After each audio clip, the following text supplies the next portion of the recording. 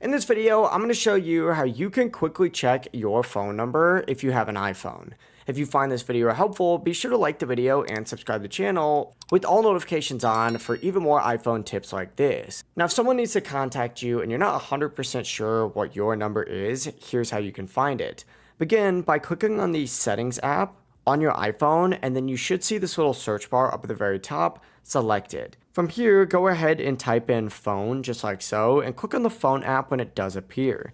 It's going to pull up with a page that looks something like this. If you scroll down just a little bit, you're going to see an option with your number on it. That is going to be your phone number. You can write it down, you can share it with whoever needs it. You can take a screenshot it and text it to people, even though they probably have your number if you're doing that. But yeah, it really is as simple as that.